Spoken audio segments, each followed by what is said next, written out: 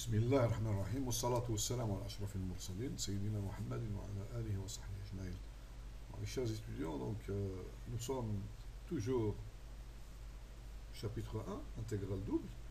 Donc je vous ai donné, aujourd'hui on va voir la leçon numéro 8. Hier, je vous ai donné deux exercices à faire. L'exercice, on a corrigé, on a fait deux exercices, c'est-à-dire 5 et 6. Je vous ai laissé comme travail à domicile, les exercices numéro 7 et 8. Toujours sur le calcul intégral. Le calcul intégral, le calcul des intégrales doubles. L'exercice numéro 7 et l'exercice numéro 8. Donc aujourd'hui, Inch'Allah, on va résoudre l'exercice numéro 7. Et s'il nous reste un peu de temps, on va continuer à résoudre l'exercice numéro 8.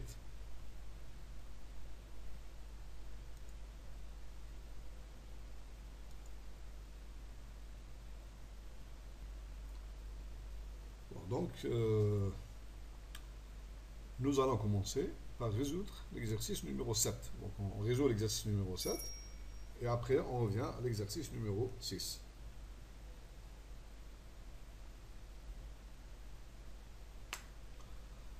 Je vous rappelle, dans l'exercice numéro 7, on nous dit calculer le volume du corps limité par les surfaces suivantes. Donc on a la surface S1, l'ensemble des x, y, z appartenant à R3, tel que x égale 0. Donc c'est un plan.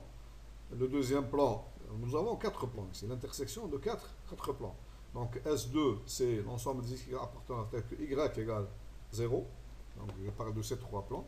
S3, c'est l'ensemble des x tel que z égale 0.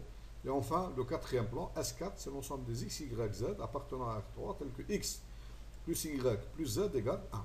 Donc nous avons ici, ne voyez pas ces intersections, je vais parler de ça après. Donc les 3 plans S1, je parle ici, je vais écrire, je parle, ici, voilà. Je parle de S1. On nous dit trouver le volume de ce corps-là. Donc, l'intersection du plan S1, S2,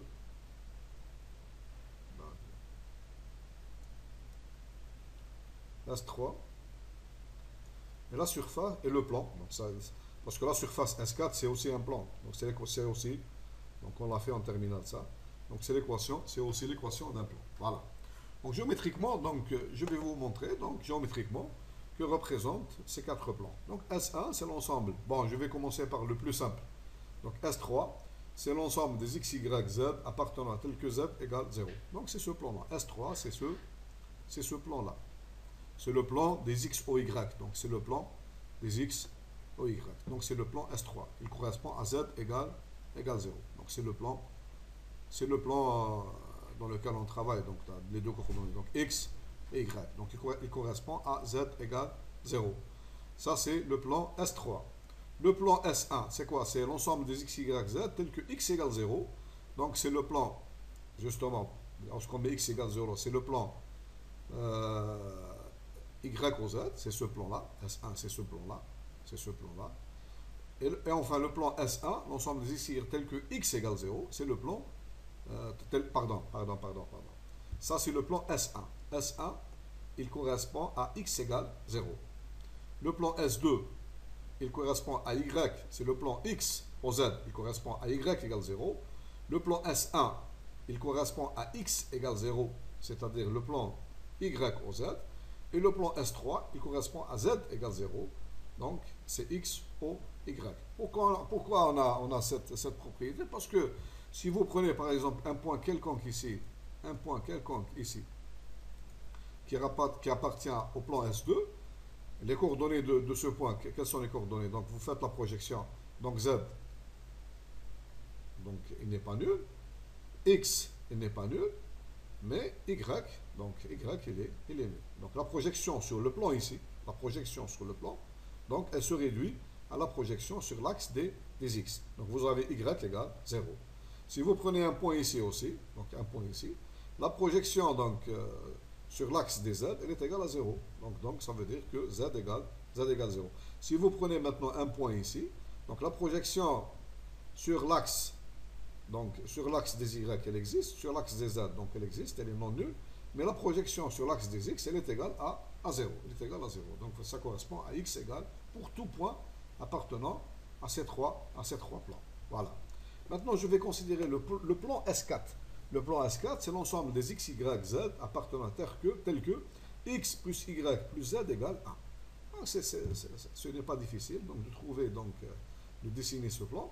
Mais ce qui m'intéresse, moi, dans mon calcul, parce que le but, c'est quoi? C'est de calculer ce volume-là. Donc, le but de l'exercice, c'est de calculer le volume du corps, donc le volume du corps compris entre ces quatre plans. Donc, voilà, donc ce volume-là, par définition, c'est l'intégrale double sur un domaine D. Donc, je vais trouver le domaine D de la fonction. Donc, ici, la surface, c'est x plus y, z égale à 1. Donc, ça veut dire que z est égal à 1 moins x moins y, 1 moins x moins y, dx, dy. Lorsque je calcule cette intégrale double, je vais trouver donc le volume du corps considéré. Le volume du corps considéré. Bon, voyons un peu, donc, pour avoir une idée de ce corps-là, ce qui m'intéresse le plus, c'est l'intersection, donc c'est la base de ce corps. C'est l'intersection de mon solide là, avec l'axe X, O, Y. C'est pour trouver, il faut trouver, essayer de trouver, ici, donc, pardon. Donc, il faut trouver le domaine, D. Parce que pour calculer cette intégrale, il faut trouver mon domaine D. Voilà, il faut trouver le domaine D. Bon, voyons un peu. Bon, pour cela, on va voir, donc, quelles sont les intersections de la surface S4, du plan S4, avec chacun des plans S2, S1 et S3. Donc on va voir, je répète, pour cela on va donc, bon, on connaît déjà qu'en terminale, l'intersection de deux plans, donc il y a trois possibilités.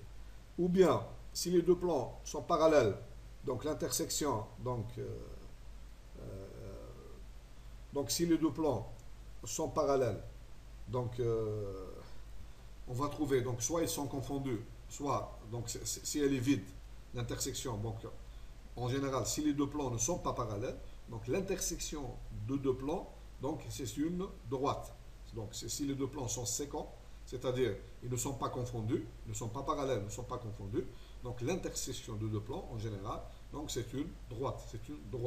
Donc ici, pour avoir l'intersection de S1, de mon plan S1, parce que je commence par S3, donc l'intersection du plan S3 avec le plan S4. C'est ce que j'ai écrit ici, donc voilà, donc l'intersection du plan S3, donc c'est-à-dire X ou Y, avec mon plan S4. Donc le plan S4, qu'est-ce qu'il vérifie? Donc qu'est-ce qu'il a comme particule? On a Z égale 0. Donc je dois mettre dans l'équation de S4, Z égale 0. Qu'est-ce qu'il me reste lorsque je mets ici Z égale 0? Il me reste X plus Y égale 1. Donc l'intersection, c'est la droite de coordonnées X plus Y égale 1. Je l'ai dessiné ici. Donc ça, c'est la droite. Ça, c'est l'intersection du plan X ou Y, c'est-à-dire S3, avec le plan S4 que je n'ai pas dessiné dans le schéma. Donc c'est l'intersection. La droite, donc en bleu ici, X plus Y égale 1, représente l'intersection du plan S4 avec donc le plan X ou Y. Avec le plan X ou Y. La même chose, l'intersection de S1 ici, avec le plan S4.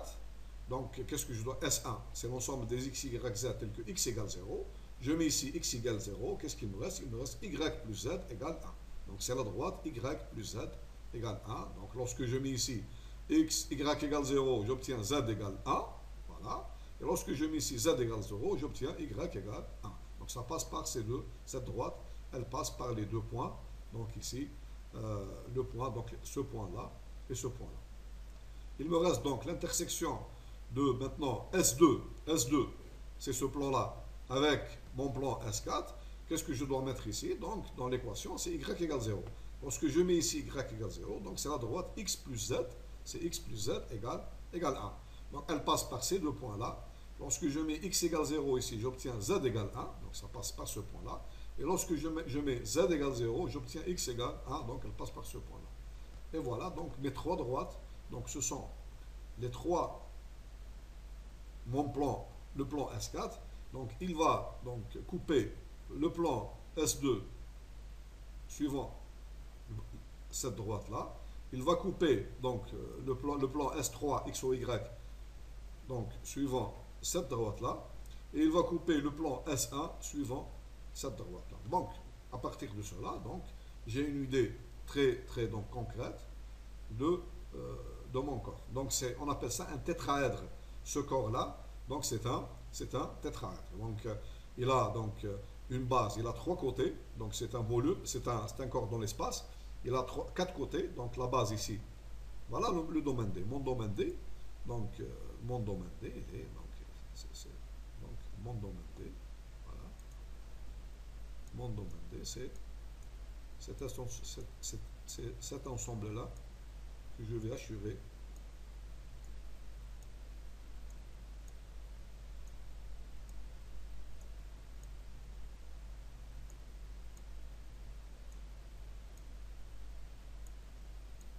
Voilà.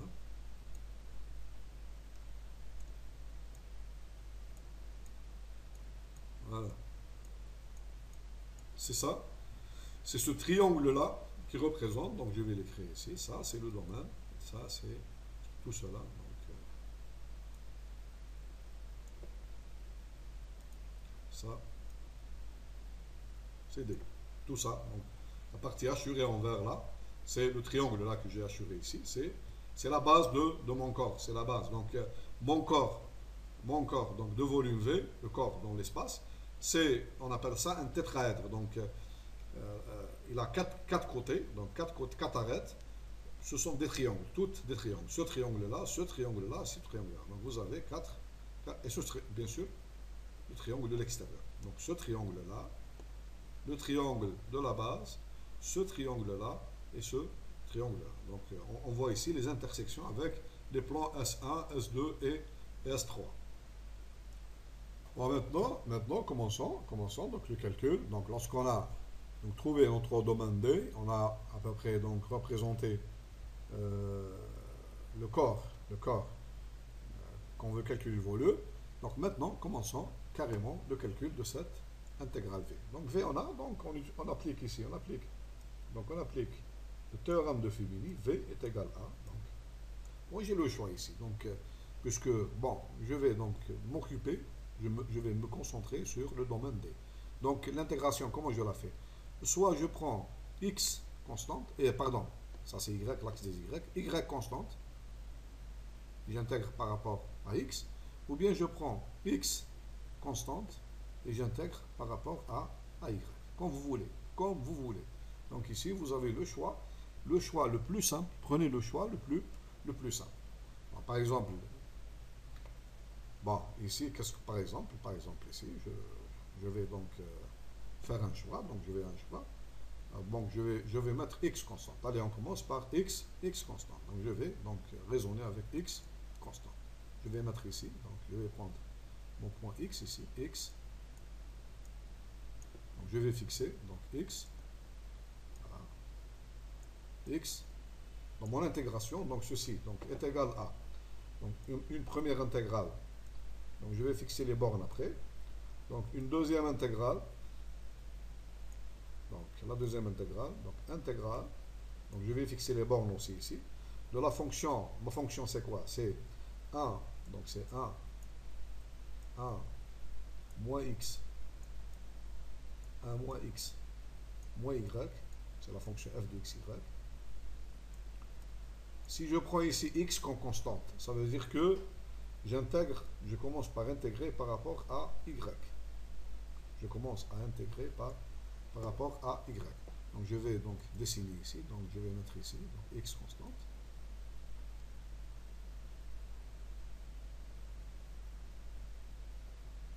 Voilà. X constante, donc y, elle va varier de quelle valeur jusqu'à quelle valeur. Donc elle va varier de ce point-là, donc j'ai y, elle va varier de 0, vous voyez bien.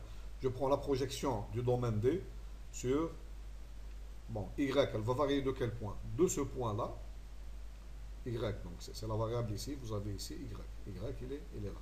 Donc, si je prends x, chaque fois que je fixe x, donc là, je trace la droite, x égale constante. Donc, mon y, il va varier de quelle valeur? De cette valeur-là, qui est égale à, donc, je prends y ici, c'est 0. Donc, chaque fois que je prends ici, donc la projection ici, c'est 0. Donc, de 0, donc c'est fixe ici, y, c'est fixe. Ça, c'est la fonction phi1 de y, phi1 de y. Donc, elle va passer donc, du point 0, du point 0, pardon, ici, du point 0 jusqu'à quelle valeur? Jusqu'à cette valeur-là. Donc, cette valeur-là, je connais cette valeur-là. Donc, ici, c'est la droite. X plus Y est égal à 1. Ça veut dire que si, donc, vous avez l'équation ici, X, vous avez X plus Y est égal à 1. Si X est une constante, si X est une constante, chaque fois que X est une constante, Y, ceci, ça implique ici que Y, ou bien, donc je répète, si X est constante, donc si X est constante, donc la variable Y, elle va varier donc de 0, cette valeur-là, jusqu'à cette valeur-là. Cette valeur-là est égale à quoi? En fonction de X, nous avons X plus Y égale à 1, donc ça implique que Y est égal à 1 moins X. Voilà, 1 moins X. Donc cette valeur-là, elle est égale à 1 moins X. Donc j'intègre, donc Y, elle varie de 0 jusqu'à 1 moins X. Voilà, donc ça c'est la première intégrale. Maintenant, la variable X, elle varie de quelle valeur jusqu'à quelle valeur? C'est clair ici que X, elle varie de 0 jusqu'à 1.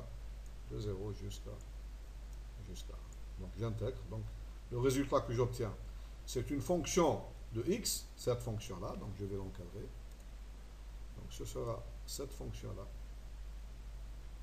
J'intègre par rapport à Y, mais ce sera une fonction, j'appelle ça, donc une fonction par exemple phi de X. Ce sera une fonction de X.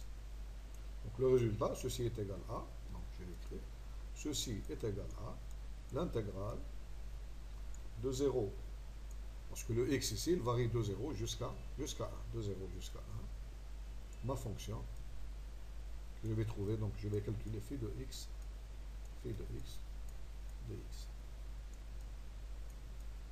Phi de X dx. Bon, maintenant, calculons la fonction phi de X. Calculons la fonction phi de X.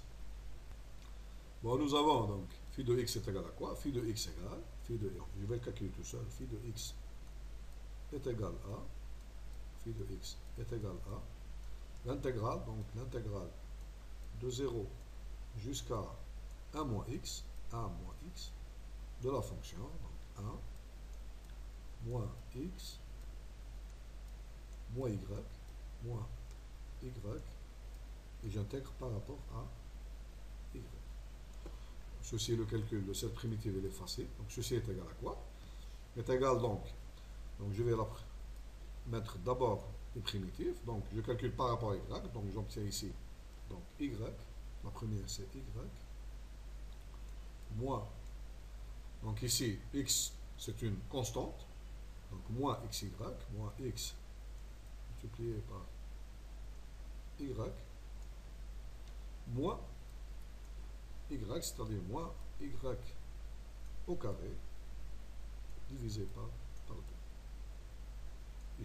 Et je fais ce calcul entre les bornes 0 et 1 moins X. Et je remplace. Ceci est égal à, donc ceci est égal à, donc ceci, je fais le calcul, est égal à, donc 1 moins X, donc je fais le calcul, 1 moins X, moins X facteur, je remplace, donc je remplace Y par 1 moins X facteur de 1 moins X, le dernier terme, moins, donc 1 moins X au carré, 1 moins x au carré divisé par 2. Après donc, vous avez ici donc y, je lui donne la valeur 0, donc c'est 0. Là, je donne à y la valeur 0, donc c'est 0. Et là, je donne la valeur, donc le terme moins, donc le terme qui reste, il est égal à 0. Finalement, phi de x est égal à cette fonction. Bon, on finit le calcul, donc je fais le calcul, donc ceci est égal à quoi? Donc ceci est égal à 1 moins x plus x au carré, moins, donc 1 moins x au carré divisé par 2. Bon, ceci est égal à quoi? Donc j'obtiens 1, donc est égal à x2 moins 2x plus 1, moins, donc 1 moins x au carré c'est égal à x moins 1 au carré, c'est la même chose, divisé par 2. Or, ceci, x2 moins 2x plus 1 est égal à x moins 1 au carré. Donc, j'obtiens ceci est égal à x moins 1 au carré, moins 1 demi de x moins 1 au carré. C'est-à-dire, ceci est égal à 1 demi. Donc, c'est 1 demi de x moins 1 au carré. C'est ça ma fonction phi de x. Et enfin, donc, le calcul, donc mon intégrale, donc je reviens à l'intégrale. Donc, ceci est égal à quoi? Est égal à somme, donc mon intégrale v est égal à somme de 0 jusqu'à 1, la fonction phi de x, c'est-à-dire, je vais mettre ici, donc, le 1 demi, donc 1 demi, bon, la même chose, 1 demi, voilà, 1 demi de x moins 1 au carré, dx. Et cette intégrale, donc cette primitive, elle est très simple à calculer. Donc j'obtiens, c'est égal à donc, x2 moins 2x plus 1, donc c'est x3 sur 3, moins, 2x, moins x2, donc moins x entre 0 et 1. Lorsque je fais le calcul, donc c'est facile, le calcul est facile à faire. Donc j'obtiens, donc je vais effacer un peu. Donc cette intégrale, lorsque je fais le calcul, elle va me donner exactement, donc j'efface phi de x. Lorsque je fais le calcul, cette intégrale, elle me donne exactement, donc c'est une valeur numérique, elle va me donner exactement, donc la valeur suivante, donc est égale à 1 sixième. Donc j'obtiens ici 1 divisé par 6. Donc le volume de ce corps-là, donc que j'ai dessiné ici, est égal à 1 sixième, est égal à 1 sixième. Voilà, donc le calcul, donc il est fait. Donc on obtient finalement V, donc finalement V, donc je vais le tracer, V est égal à 1 sixième. Je trace donc ici le résultat.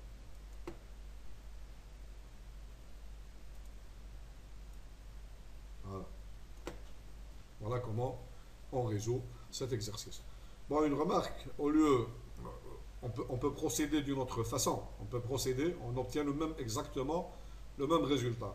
Donc dans cette intégrale-là, au lieu de commencer par prendre dans la fonction f de xy, on prend y, on commence par x constante, on intègre par rapport à y, puis le résultat, on l'intègre par rapport à x, j'aurais pu faire le contraire. Donc j'aurais bien pu prendre, donc ici, je prends y qui est constante. Donc y qui est constante. Donc je commence ici, donc je prends ici y comme constante. Regardez ce que je fais. Donc je prends y comme constante. Donc, que devient mon intégrale ici? Donc j'intègre par rapport à x, si je prends y comme constante, ici, donc y, elle va varier aussi de 0 jusqu'à 1, de 0 jusqu'à 1. La variable x, la même chose. La variable x, si y est une constante, donc x, elle va varier de quelle valeur jusqu'à quelle valeur? De 0 jusqu'à la même chose, jusqu'à ce point-là. Donc ce point-là, la même chose, on a x plus y est égal à 1, implique donc que la même chose, que y est égal à 1, que x est égal à 1 moins y. Et j'intègre ici de 0 jusqu'à 1 moins y, dx, 1 moins x moins y dx, entre 0 et 1. J'obtiens la même valeur. Donc j'ai le choix ici de commencer par x dans le théorème de Fubini, donc de commencer par prendre x constante, j'intègre par rapport à y, ou bien je prends y comme constante, j'intègre d'abord par rapport à x et après par rapport à y. J'obtiens exactement le même résultat. Bon, maintenant, nous allons commencer. Donc, nous allons commencer notre exercice.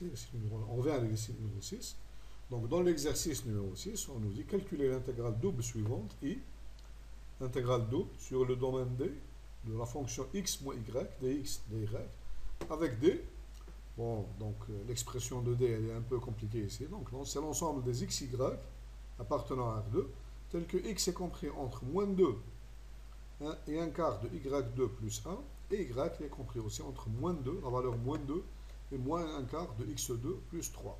Donc avant toute chose, donc je vais dessiner, ou bien graphiquement, je vais dessiner les fonctions. Donc y est égal à moins un quart de x2 plus 3 dans l'axe x ou y, et donc je considère ici la fonction x est égale à un quart de y2 plus 1.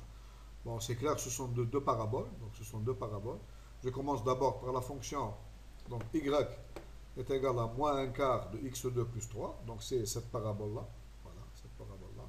Donc, dans l'axe x ou y, donc je peux, donc ça c'est y, donc ça c'est y, l'axe, donc c'est x, l'axe des x. Ça c'est l'axe des y, voilà, l'axe des y. Donc, je peux donc c'est x, il appartient à R. Donc, je peux la prolonger ici. Mais j'ai besoin que x, donc x n'est pas quelconque, donc il ne peut pas dépasser moins 2. Et sa valeur, lorsque y est égal à moins 2, donc ici, donc on obtient, ne peut pas dépasser la valeur 2 ici. Bon. Donc ça c'est la fonction y, donc la parabole, y est égal à 1 quart, et y, pardon, est égal à moins 1 quart de x2 plus 3. Y est égal à moins 1 quart de x2 plus 3. Maintenant, la deuxième fonction, maintenant je vais prendre la variable c'est y et l'image c'est x. Donc je vais la tracer dans l'axe, mais c'est inversé, dans l'axe x ou y. Donc ici c'est x qui est l'image, y est la variable. Donc c'est la fonction x est égal à 1 quart de y2 plus 1. On obtient cette parabole. On obtient cette parabole.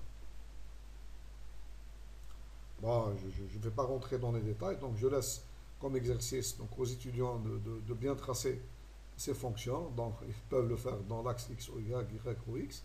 Donc, ils obtiennent ce que j'ai dessiné ici. C'est exactement ces fonctions-là. Par exemple, ici, lorsque x égale, qu'est-ce que j'obtiens ici? Par exemple, le graphe de cette fonction-là, y est égal à moins un quart de x2 plus 3. Bon, si elle va passer donc par le point, si x égale 0 ici, on obtient y est égal à plus 3. Donc, c'est le sommet de la parabole, il est là. Si x égale 0, y est égal à, vous voyez bien ici, est égal à plus 3, donc elle passe par ce point-là.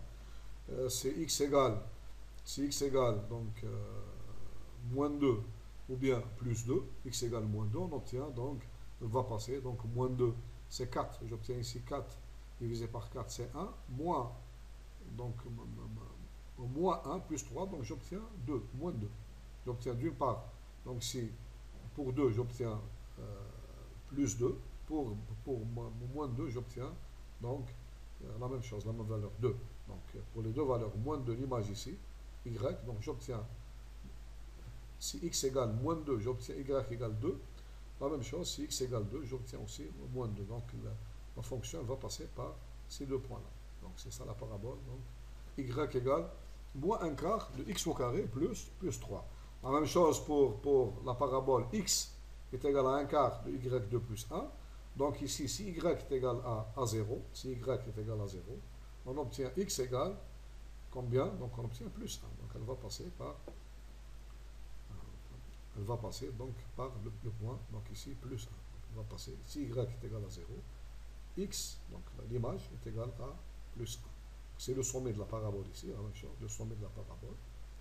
Et donc, si la même chose ici, si je prends x, si je prends y est égal à 2, ou bien moins 2, j'obtiens la même valeur, j'obtiens 2. Donc l'image ce sera égale à 2. Donc un calcul simple me donne, ici pardon, un calcul simple, si y est égal à 2, qu'est-ce que j'obtiens ici? Y est égal à, donc j'obtiens, combien j'obtiens ici? Donc y au carré, donc j'obtiens 4 divisé par 4, c'est 1 plus 1, 2. La même chose, si y est égal à moins 2, donc j'obtiens la même chose, ça, 1 plus 1 égale 2. Donc j'obtiens ça. Bon, maintenant, on va s'intéresser à notre domaine. Domaine, c'est l'ensemble des x, y, tels que, premièrement, pour les x, je me, donc, je m'intéresse aux x. Les x, d'une part, elles ne vont pas, donc elles sont toutes, les x, x est plus grand que ou égal à moins 2. Donc, je ne m'intéresse pas à cette partie. Donc, à toute cette partie du plan, ça ne m'intéresse pas. Donc, je m'intéresse pour x. X est supérieur ou égal à moins 2. Et donc, pour x, pour y. Donc, je commence pour x. Et pour y, donc, la plus petite valeur, donc, j'enlève toute cette partie sur plan. Et la partie, donc, l'autre partie, donc, x, donc, il ne dépasse pas la valeur 1 quart de y2 plus 1. Donc, il sera là. Donc, toute cette partie-là, donc, voilà, toute cette partie-là du plan, donc, je l'enlève. Donc, x, donc, il sera compris donc, dans cette partie-là. Y maintenant, y, il est compris entre moins 2, donc, cette partie du plan, donc, je l'enlève, et il ne dépasse pas moins 1 quart de x2 plus 3. Donc, la même chose, toute cette partie du plan, donc je l'enlève parce que y est inférieur ou égal à moins 1 quart de x2 plus 3. Donc, finalement, donc, je vais maintenant donc, limiter mon plan. Donc, le domaine D, mon domaine D, c'est ça. Voilà. Et c'est ça.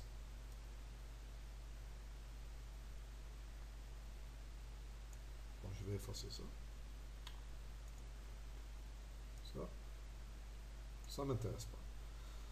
Donc, je vais, comme je fais tout le temps, donc je vais assurer mon domaine D pour le caractérise. Donc, c'est cette partie-là. Donc, c'est toute cette. Le domaine D, donc c'est toute cette. Voilà. Donc, c'est la partie du plan que je suis.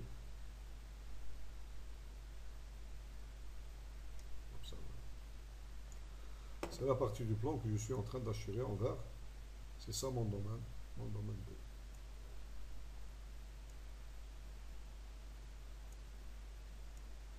Patience, donc on va finir. Voilà.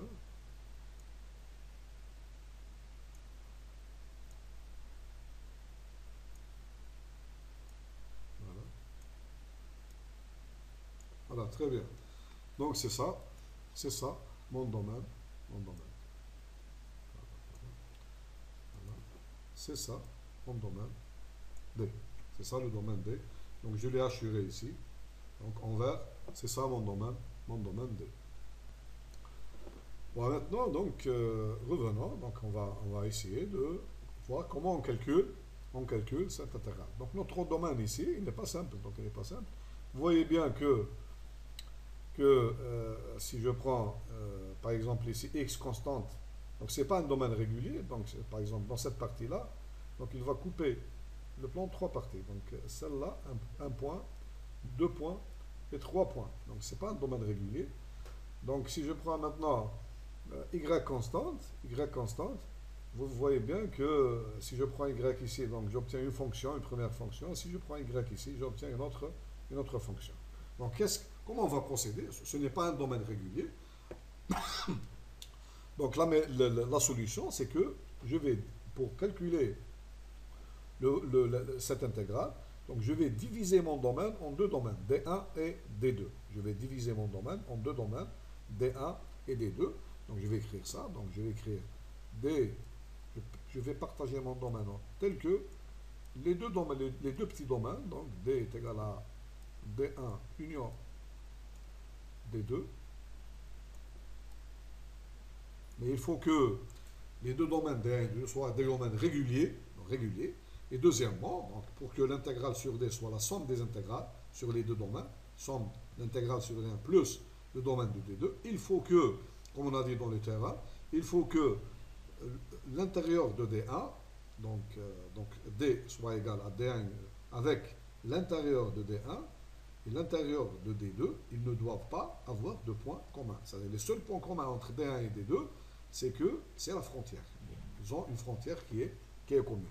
Bon, la solution la plus simple, c'est que, voilà, je vais diviser, regardez comment je fais, voilà, je vais diviser mon domaine ici. Voilà. Voilà, donc je vais prendre D1, je vais prendre D1, cet ensemble-là. Je vais prendre D1, D1, voilà. C'est cet ensemble-là, cette calotte-là. Et D2, ce sera le reste. Là, c'est D2. Donc D2.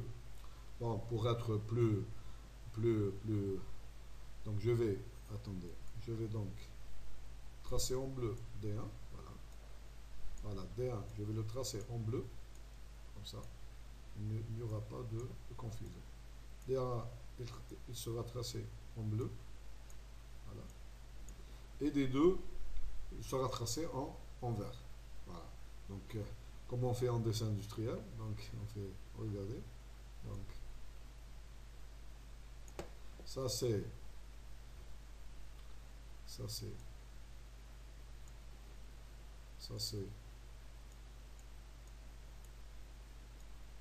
ce qui est tracé en bleu. Ce qui est tracé en bleu. Donc c'est l'ensemble D1. Voilà. Et ce qui est tracé maintenant en vert. Voilà. Ce qui est tracé en vert. Pardon. Ce qui est tracé en vert. Voilà. C'est mon domaine. J'ai appelé D2. C'est le domaine D2. Et on voit bien ici que mon ensemble D tout entier est égal à D1 union D2. J'ai cette formule-là, c'est bien vrai. Et le seul point commun, les points communs entre D1 et D2, l'intersection, donc c'est cette droite-là, donc la frontière, donc l'intégrale ici, donc c'est l'intégrale est nulle ici, c'est une droite. Donc la frontière, c'est une droite, donc je suis bien dans les hypothèses du théorème. Donc dans ce cas-là, donc on sait que notre intégrale I est égal à, on sait que I est égal à l'intégrale double sur D1, la même fonction, donc x moins y, x moins y, dx, dy, plus l'intégrale double sur l'ensemble, j'ai appelé D2, l'intégrale sur cet ensemble-là, plus l'intégrale sur le deuxième ensemble. X, la même fonction, x moins y, la même chose, dx, dy. Bon, je vais encadrer cette première, donc voilà, en rouge. Cette intégrale-là, je vais l'appeler, bon, une première et une deuxième. L'intégrale sur D1, bon, l'intégrale sur D1, je l'appelle I1, plus l'intégrale sur D2, je l'appelle I2. Donc, et I est égal à I1 plus I2. Donc, je vais calculer I1 tout seul et I2 tout seul. Lorsque je trouve I1, donc, je m'intéresse maintenant seulement à l'intégrale sur l'ensemble D1. Donc, je ne m'intéresse plus à l'intégrale sur l'ensemble. Je finis avec D1. Après, je fais mon intégration avec D2. Donc, avec cette approche, donc, commençons par I1. I1 est égal à quoi? I1 est égal à... Bon, donc, commençons par l'intégrale sur le domaine D1 qu'on appelait I1. Donc, je m'intéresse seulement à cet ensemble. cette constante. Bon, ici, c'est simple. Il vaut mieux que je prenne ici y comme constante. Donc, je vais prendre ici, donc, comme vous voyez bien. Donc, je vais considérer ici, donc, y comme, je vais prendre y comme constante. Voilà. Y comme, ça c'est y comme constante. Donc, mon intégrale I1 est égale à quoi? Est égale, donc, j'intègre, pardon. Je vais intégrer, donc, je laisse x, je le laisse en dernier, mais j'intègre d'abord, donc je vais prendre ici y comme constante, donc y, donc l'intégrale de la fonction x moins y, donc j'intègre, je considère dans la fonction f de xy, y comme constante. Si y est constante, donc j'intègre par rapport à x. Je vais intégrer par rapport à x. Bon, je peux continuer dans ce schéma-là, mais il est difficile. Donc parce que cette valeur-là et cette valeur-là, donc il faut que j'exprime donc ici y en fonction de x. Bon, je vais faire le contraire. Donc, le contraire. Donc, je considère que c'est x qui est constant. X qui est constant. Donc, j'intègre, dans mon intégrale, je vais considérer que c'est x qui est constant. Donc, et j'intègre donc de cette valeur-là jusqu'à cette valeur-là. Donc, x, il est compris entre quelle valeur et quelle valeur. Il est constant, mais je le prends constant, mais il varie de, vous voyez bien, donc le x, si x est dans mon domaine, il varie de moins 2 jusqu'à la valeur, ici la dernière c'est plus 2, donc de moins 2, donc de moins 2, jusqu'à plus 2. Donc si je prends x comme constant, cette droite, la droite x constante, donc elle va aller de ce point-là jusqu'à ce point-là. Ce point-là, c'est quoi? Ce point-là, il est donc, pardon, j'ai fait une, donc le moins 2, c'est pas vrai. Donc, je répète, donc je vais faire mon raisonnement, donc pour calculer cette intégrale I1, donc j'intègre le théorème de Fubini, je considère d'abord que x est constant. Si x est constant, donc j'intègre premièrement par rapport à y. Et après, donc, dans le deuxième choix, j'intègre par rapport à x. Bon, y, maintenant, si x est constant, y, il varie de quelle valeur jusqu'à quelle valeur? Il varie, y, il va varier. Si x, y est dans le domaine, dans ce domaine D1, je parle de D1. Donc, il va varier de la valeur 0, donc de 0, jusqu'à, donc cette valeur-là, elle est égale à quoi? Donc, cette valeur, c'est y est égal à moins 1 quart de x2 plus 3. Donc, ici, c'est moins 1 quart. Pardon, je vais effacer le 2 ici parce qu'il va nous gêner. Voilà. Je vais l'écrire ici. C'est moins 1 quart, donc jusqu'à cette valeur-là, c'est moins 1 quart de x au carré plus 3 dy. Donc c'est ça là, l'intégrale dy. Et après, donc j'intègre par rapport à x. Maintenant le x, lorsque le couple xy, il est dans le domaine D1. X, il varie de quelle valeur jusqu'à quelle valeur? Il varie de moins 2 jusqu'à plus 2. Donc de moins 2 jusqu'à plus 2. Bon, après, ce sont des calculs. Donc ça, c'est l'intégrale I1. Après, ce sont des calculs. Le calcul ici, je calcule cette primitive x moins y en considérant que x est une constante. Donc, qu'est-ce que j'obtiens? J'obtiens ici, donc, x, y, moins y2 sur 2, entre 0 et moins 1 quart de x2 plus 3. Donc, j'obtiens fonction phi de x, et après, j'intègre cette fonction phi de x entre moins 2 et plus 2. Ça, c'est pour l'intégrale I1. Maintenant, calculons l'intégrale I2. Calculons l'intégrale I2 est égale à quoi? Bon, je m'intéresse à cette partie-là. Donc, c'est le domaine, donc I2, c'est l'intégrale sur le domaine D2. C'est cette intégrale-là, x moins y dx. Bon, analysons le domaine D2. Bon, c'est un domaine régulier, il est régulier. Mais c'est le contraire de ce que j'ai fait tout à l'heure. Au lieu de prendre ici x comme constante, je vais prendre ici y qui est constante. Donc je vais prendre y ici, voilà. Je vais prendre y comme constante. Voilà. Donc mon intégrale, je vais intégrer d'abord, donc I1, I2 est égal.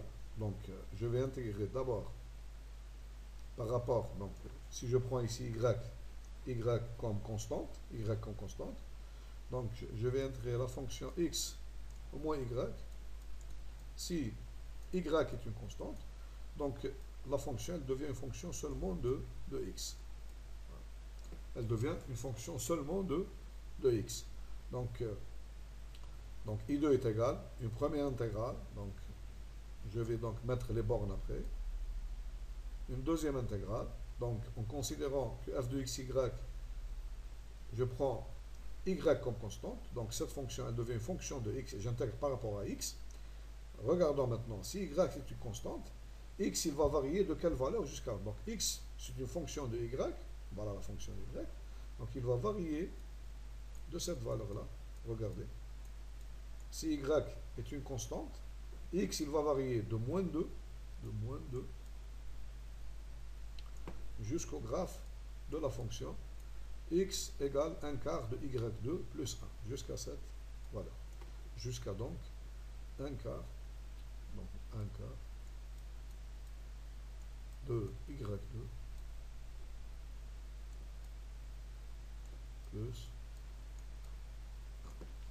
1. Donc ceci, cette intégrale, elle me donne une fonction de y,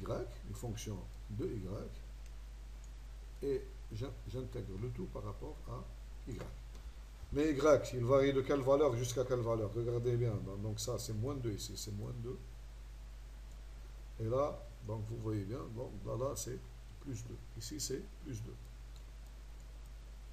Donc je m'intéresse au domaine D2, c'est tout. Donc y, il va varier de la valeur moins 2 jusqu'à plus 2. Donc je suis dans le domaine D2. Donc je vais, y, il va varier entre moins 2 et plus 2.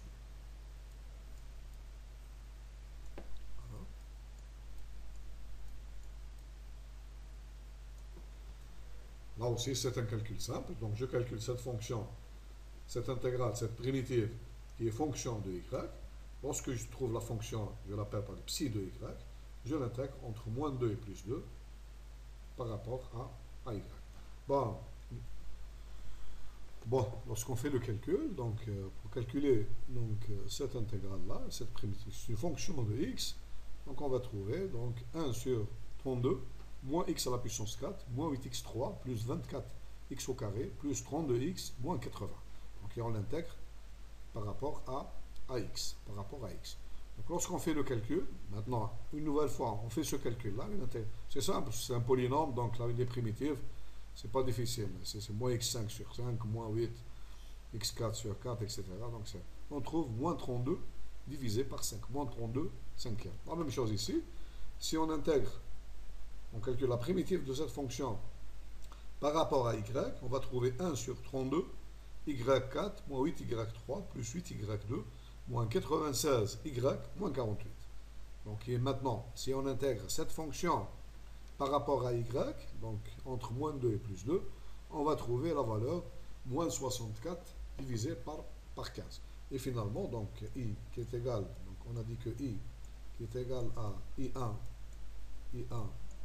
plus I2, donc ce sera égal à, finalement, à moins 32 divisé par 5, moins 32 moins 64